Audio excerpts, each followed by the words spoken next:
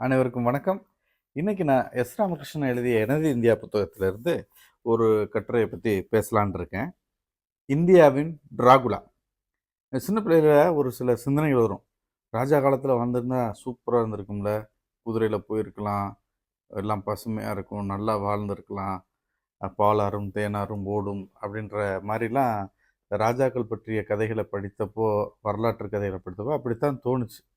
உண்மையிலேயே ராஜாக்கள் காலம் எப்படி இருந்துச்சுன்னா, ரொம்ப கொடூரமா இருந்ததுன்னு தான் சொல்ல முடியும். இப்போ நம்ம ஒண்ணா படிச்சத வச்சு பார்க்கும்போது. இந்தியாவின் டிராகுலா இந்த வார்த்தைய எதுக்கு சொன்னேன்னா, ஒரு வரலாற்று கட்டுரையாளர் இப்படி ஒருத்தர குறிப்பிடுறாரு. அவர் யாருன்னா, இந்தியால ராஜஸ்தான்ல ஆழ்வார் அப்படின்ற பகுதியை ஆண்ட மன்னர் பேரு ஜெய்சிங். அவர தான் இந்தியாவின் டிராகுலா அப்படின்னு சொல்றாங்க. எதுக்கு ஒரு மனுஷனுக்கு இப்படி சொல்றாங்கன்னா, இந்த ராஜா அப்படியாப்பட்ட ராஜா. ஆடம்பர பிரியன், தேவையில்லாத செலவுகள், ஆ பா ஒரு பணக்காரத்தனம் மட்டுமன்றி, சேடிசம், அடுத்தவர்களை துன்புறுத்துவது, அ மொ விலங்குகளுக்கு உணவா மனிதர்களை போடுறது, விலங்குகள உயிரோட தீ வச்சு கொளுத்துறது, தங்க செருப்பு போட்டு போறது, அவர் இந்த மாதிரி பல விஷயங்கள இந்த ராஜா செஞ்சிருக்கிறாரு ஜெய்சிங். அவர் பகுதிக்கு பேரு ஆழ்வார். ஆழ்வார்ன்ற பேரே எப்படி வந்ததுன்றதுக்கு அவங்க சொன்னாங்க, உள்வார்ன்னு இருந்தது. அத ஏன்னு ஆல்ஃபாபெட்ல இருந்தா மேல வரும் பேருன்றனால ஆழ்வார்ன்னு மாத்துனதா சொல்றாங்க. ஏன்னா, இவர் வந்து பிரிட்டிஷ்காரர்களுக்கு அவங்களுக்கு முகஸ்துதி பாடி, அவங்களுக்கு தேவையான எல்லா சல்லாப வசதிகளையும் செய்து குடுத்து, அதன் மூலம் அவங்களுடைய எந்த பிரச்சனையும் தனக்கு வராம பாதுகாத்துக்கிட்டு, தன்னுடைய ஆடம்பர வாழ்க்கைய வாழ்ந்திருக்கிறார். இவருடைய மிதமிஞ்சிய ஆடம்பரம், காம கொடூர கேளிக்கைகள் இதெல்லாம் வச்சு பார்க்கும்போது, இந்த மனுஷன் காலத்துல எப்படி இந்த மக்கள்லாம் வாழ்ந்தாங்கன்றது ஒரு பயமா இருக்கு. ஆ இந்த பகுதி வந்து ராஜஸ்தான்ல இருக்கு. இது வந்து ஒரு மன்னர் வகையறாவா வ வ வ ஆட்சி செஞ்சு வாழ்ந்துகிட்டே வந்திருக்கிறாங்க. 1903ல ஜெய்சிங் வந்து மன்னரா தேர்வு செய்யப்படுறாரு. ஆடம்பர பிரியர், அலங்காரமா பேசுறவரு, இந்த மாரி எண்ணங்கள் உண்டு. பிரிட்டிஷ்க்கு ரொம்ப கால வருடி பொழச்சுக்கிட்டு இருந்திருக்கிறார். இப்ப என்ன செஞ்சிருக்கிறாரு, இந்த மாரி இவர் பேசுறதுனால, இவர் மேல இருந்த எந்த குற்றச்சாட்டையும் பிரிட்டிஷ் எதுவும் பண்ணல. ஏன்னா, அவங்களுக்கு தேவையானத இவர் செஞ்சு குடுத்துடுறாரு இல்லையா? அப்போ இந்த மன்னர் வந்து தான் நெனச்சபடி ஒரு சர்வாதிகார ஆட்சியை நடத்தியிருக்கிறாரு. இவருக்கு புலி வேட்டைன்னா ரொம்ப பிடிக்கும். புலி வேட்டைக்கு போறதுனாலே, இது வந்து ஒரு பிரம்மாண்டமான திருவிழா மாரி. ஒரு 5000 பேர் இவர் கூட போயிருக்கிறாங்க. இவர் போற வழியில, இவருக்கு வந்து எல்லா மக்களும் வந்து வரவேற்பும், வாழ்த்தும் சொல்லணுமா, கட்டாயமா புலி வேட்டைக்கு போம்போது. இந்த மாரி இருக்கும்போது, இவருக்கு புலி வேட்டைக்கு வந்தவரு இங்கிலாந்த சேர்ந்த ஒரு இளவரசர் எட்வர்ட்.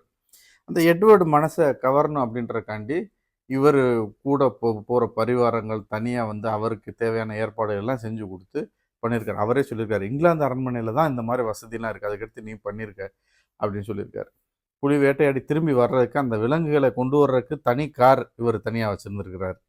இப்போ இந்த மன்னருக்காக, எட்வர்டு இளவரசருக்காக தனியா ஒரு அரண்மனை வேற இவர் கட்டி குடுத்து, சகல வசதிகளும் செஞ்சு குடுத்து பார்த்துருக்கிறார். இப்ப அது ஸ்டார் ஹோட்டலா இருக்கு அப்படின்னு சொல்றாங்க. இப்படி போறப்ப, அந்த எட்வர்ட் வந்து வேட்டையாட முடியாமலோ, இல்ல வேட்டையில புலி சிக்காமலோ போனா என்ன செய்றது? அப்படின்னு யோசிச்சு இந்த மன்னர் என்ன பண்ணியிருக்காருன்னா, இவருடைய வளர்ப்பு புலிகளையும் கூடயே கூட்டிட்டு போறதாம். போயிட்டு அப்படி சிக்காத நேரத்துல இவருடைய புலிகள விட்டு அத வேட்டையாட வைக்கிறது.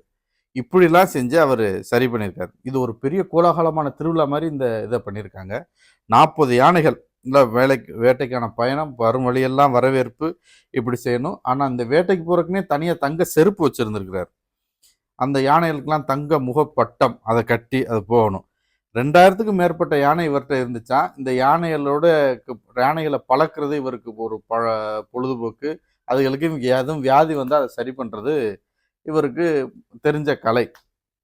அது மாரி தனியா ஒரு பெரிய பெரிய அரண்மனைகள்லாம் இவர் கட்டியிருக்கிறாரு. விதவிதமான ஆடைகள், விதவிதமான உடைகள், தொப்பிகள், கைத்தடிகள் இதெல்லாம் பயன்படுத்தியிருக்கிறாரு. இவர் ஒரு ஆசையா ஒரு மாளிகை, முத்து மாளிகை கட்டியிருக்கிறாரு. அதுல வந்து இவருடைய காதல் மனைவி வந்து தற்கொலை செஞ்சுட்டாங்க. உடனே அந்த அரண்மனைய தரைமட்டமா இடிச்சு தள்ளுங்கடா அப்படின்னு தள்ளியிருக்கிறாரு. இவர்ட்ட மட்டும் 4000 கோட் சூட்டு, 2000 கைத்தடி, 1300 ஜோடி செருப்பு இருந்துச்சாம் இந்த மன்னர்ட்ட. இவருக்கு ரொம்ப பிடித்தமான விஷயம் மக்கள வந்து துன்புறுத்தி அதுல இன்பம் காணுதல். ஒரு சாடிசம் இருந்திருக்கு. ரொம்ப அதிகமான துன்புறுத்தல் மக்களுக்கு. எப்படின்னா, புலிக்கூண்டுக்குள்ள சின்ன பசங்கள தூக்கி உள்ள உயிரோட போட்டு கொல்ல விட்டு பார்க்கிறது புலிக்கூண்டுக்குள்ள. அதுக்கடுத்து இப்போ நுகத்தடியில் பெண்களை வந்து மாடு மாதிரி பூட்டி ஏர் உழ சொல்றது பெண்களை. அப்புறம் வரி கொடுக்காதவங்க முதுகு தோலை உரிக்கிறது. அப்புறம் அண்ணன் தங்கை சகோதர சகோதரிகளை உறவு கொள்ள சொல்லி பார்க்கறது. இந்த மாதிரி கொடூரமான செயல்பாடுகள்லாம் இந்த ஆள் செஞ்சுக்கிட்டே இருந்திருக்கிறார். இன்னொரு பக்கம் அப்படியே சமய நூல்கள்லாம் படித்து ஒரு பக்திமானா, ஞான ஒளி பெற்றவரா, ஒரு போதிக்கிறவரா இவர் சொற்பொழிவு வேற ஆற்றுவாராம். அப்போ இதை பார்க்கும்போது இந்த மக்களுக்கு இது என்ன கேரக்டர்னு புரிஞ்சுக்கிற முடியாத ஒரு வாழ்க்கை இந்த மன்னர் வாழ்ந்திருக்காரு. ஒரு ஞானி, நான் உலகை உயிர்க்க பிறந்த அவதாரம், சூரியனின் வாரிசு இப்படின்னு தன்னைத்தானே அறிவிச்சுக்கிறாராம். பகவத்கீதை இவர் சொல்றத கேட்டு மற்றவர்கள்லாம் வியந்து போவாங்களாம், பிரிட்டிஷ்காரை முதற்கொண்டு. நான் ஒரு ராஜரிஷி, புனித ஞானி அப்படின்னு வேற சொல்லுவாராம். அதுக்கடுத்து இந்த மாதிரியே இந்த இப்படி இருக்கிறதுனாலயே பிரிட்டிஷ்காரங்களுக்கு ஒரு பயம் இருந்திருக்கு இவர் மேல. ஆனா இவரால் அடையும் ஆதாயங்கள் அவங்களுக்கு அதிகம் இல்லையா, அவங்களுக்கு தேவையான எல்லா வசதிகளையும் புரியும் நினைக்கிறேன். எல்லாம் இவர் செஞ்சு கொடுக்கறதுனால இவரை கண்டுக்கிறாமலே விட்டுருக்குறாங்க. குழந்தைகளை ரொம்ப பலி கொடுத்துருக்கிறாரு. ஆனா பாருங்க, அன்னைக்கு இன்னைக்கும் அதே பிரச்சனை தான். பசுமாட்டு மேல ரொம்ப பாசம். பசுமாடு மேல அவர் கருணை கொண்டவர். பசுத்தோல் புனிதமானதுன்னு நம்பினவர். குழந்தைய தூக்கி கொல்றவன், குழந்தைய புலிக்குண்டுக்குள்ள போடுறவன், விலங்குகளை உயிரோட எரிக்கிறவன், பெண்களை நுகத்தடியில கட்டுறவன், பசுமாடு பசுத்தோலும் புனிதமானதுன்னு சொன்னானா. அதுக்கடுத்து அதனால பசுத்தோலான எந்த பொருளையும் பயன்படுத்த மாட்டாராம். கையுறை இந்த இதெல்லாம் வந்து செய்கிறது கரும்பட்டு இல்லை மான் தோலில் செஞ்சு அணிஞ்சுக்கிடுவாராம். வரலாற்றின் பக்கங்களை பார்க்கும்போது இந்த மன்னர்கள் இவர்கள் வாழ்ந்த வாழ்க்கை அப்படின்றது ரொம்ப பயமாகவும் ஒரு இப்படிலாம் இருப்பாங்களா அப்படின்னு சிந்திக்க வைக்கிற மாதிரி இருக்கு.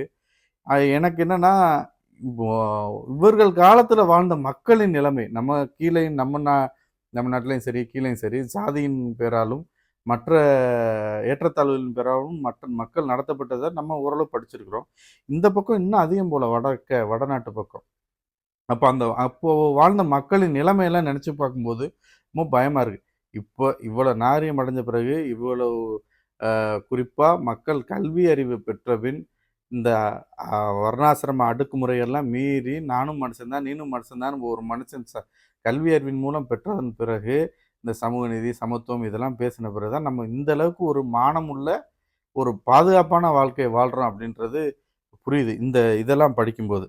இந்த மன்னருக்கு ஜெய்சிங் ஆழ்வார் ராஜஸ்தான்ல இருந்த இந்த மன்னர் பேரு இந்தியாவின் டிராகுலான்னு சொல்ற அளவுக்கு ஒரு கட்டுரையாளர் எழுதியிருக்காருன்னா அவங்க எவ்வளவு விஷயங்களை பார்த்துருப்பாங்க, பதிவு செஞ்சதெல்லாம் படித்து இந்த இதை கொண்டு வந்திருப்பாங்கன்னு பாருங்கள்.